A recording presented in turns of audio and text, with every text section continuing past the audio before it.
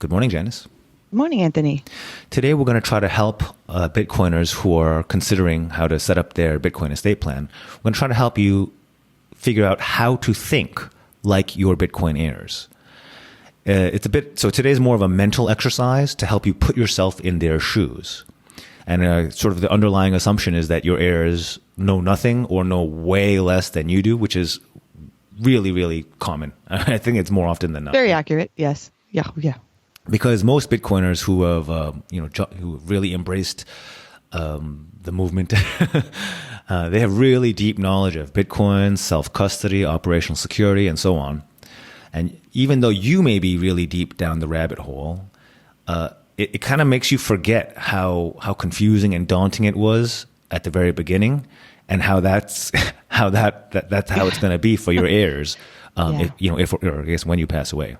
Maybe not. Maybe you're going to live many, many years, and by then, this will become more. This type of knowledge will become more commonplace. But at the moment, and for the near future, people don't know what they're doing.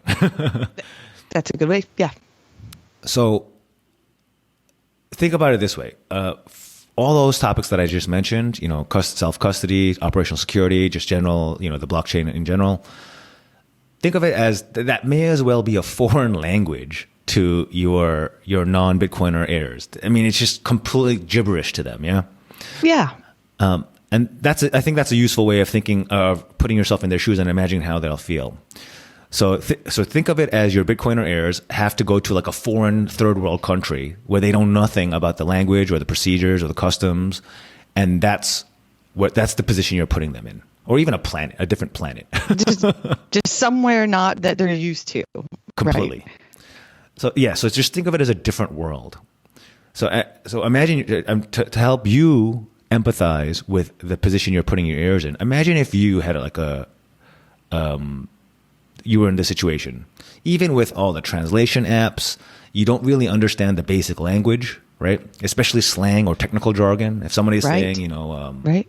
Multi-sig in some language you've never heard of, is that even going to translate accurately? That's a good question. We'll have to find that out. But still, yeah.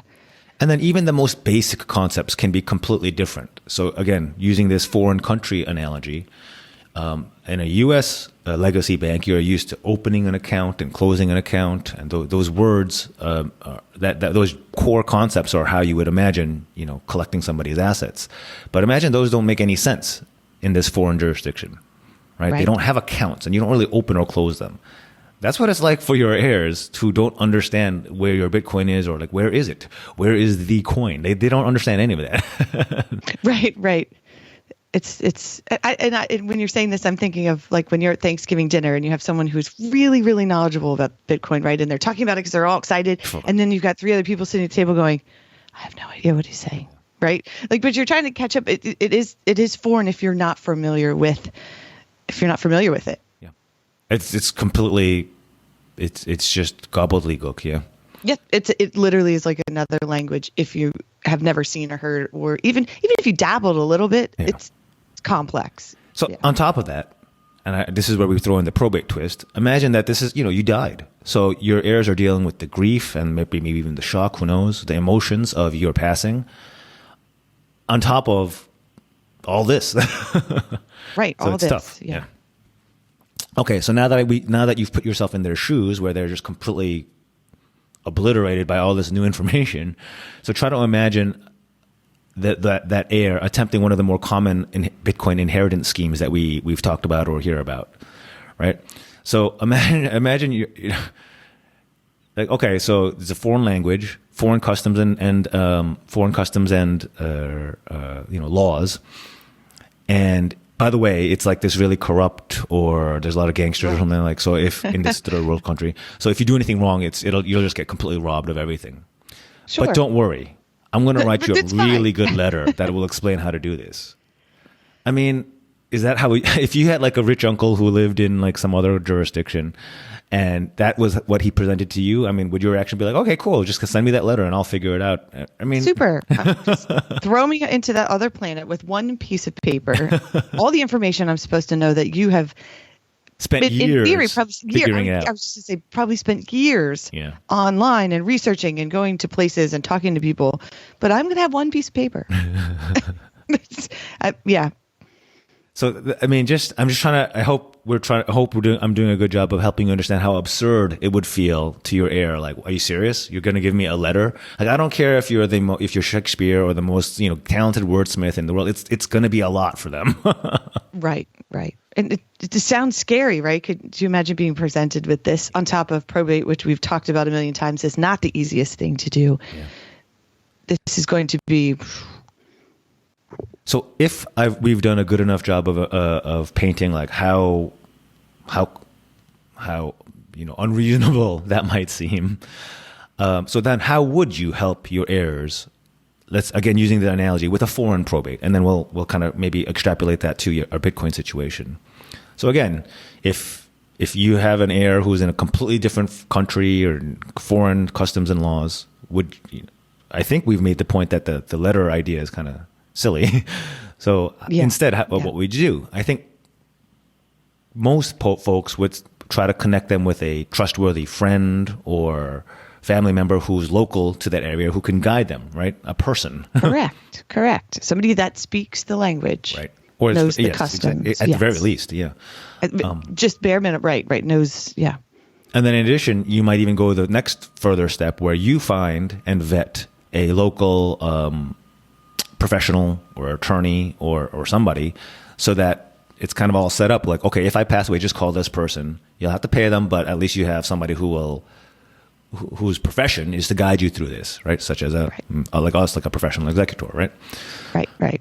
Again, I know this rubs a lot of Bitcoiners the wrong way because it becomes relying on a trusted third party, which is kind of what the whole point of Bitcoin avoiding this. But look, this is not a person who has done all the legwork and all the deep dive homework understanding how it works. This is potentially a necessary evil from the point of view of somebody who hates trusted third parties to make sure that this transition actually occurs. And again, this doesn't have to be your plan A. We've talked about this before. This can be a placeholder or backup plan, and you can have layers of plans, but you can't just have it all relying on a letter of instruction to a completely clueless non-Bitcoin heir. I mean, that's just asking for a post-death disaster, I would say. Right. And you've done so much work to this point to get where you are at the level that you are with Bitcoin, right? This was not an overnight thing, so you almost don't want to waste all that. We've talked about before what can happen if we don't administer Bitcoin correctly or no one knows how to get to it, it gets lost. And then everything you've worked so hard for is now gone, right? If you don't have somebody that knows what you're talking about and is in this world. I mean, I'm just to wrap it up real quick. I mean, this is based on, Janice, as you know, I've been sort of touring different Bitcoin communities to get a sense of how this works. And one of the feelings I've gotten is there's an inability, and I think it's human nature, to remember how hard it was in the beginning, and just assume, oh, they'll figure it out as long as I give them some good instructions. Like I don't think that's realistic. It's not. Yeah, it's not. But like you said, you tend to forget where you came from originally and how hard it took you to get there, right? And one other point, sorry, to before we wrap up. Even with legacy accounts, like things that most people know about, banks, brokerages, people still mess that up in probate because of the emotions and the stress and whatever. So if you add on top of that something that they are completely unfamiliar with, I mean, not a good combination. No. And again, we've talked about it at length that probate is not an easy process. And then you're adding this layer on top of it and emotions, and you don't want all your hard work to just essentially be, lost in the wind.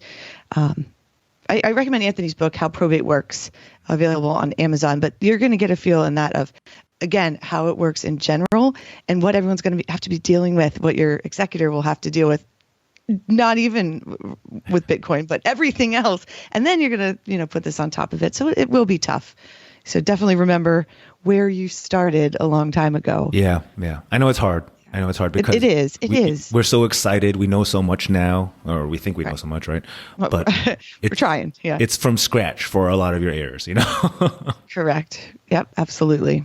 Okay. I hope this helps. I know it's hard to put yourself in someone else's shoes, but I think for this scenario, it's important, especially given the sort of absolute loss scenario or risk with Bitcoin. But we'll talk more about this, and we're working with everyone to try to figure out the solutions that work for many people. Yeah. Yep, absolutely. And as always, reach out and give us some questions and some feedback. Perfect. Thanks, Janice. As always, thanks everyone for listening and your questions. And we will talk again next time. Talk soon. Bye.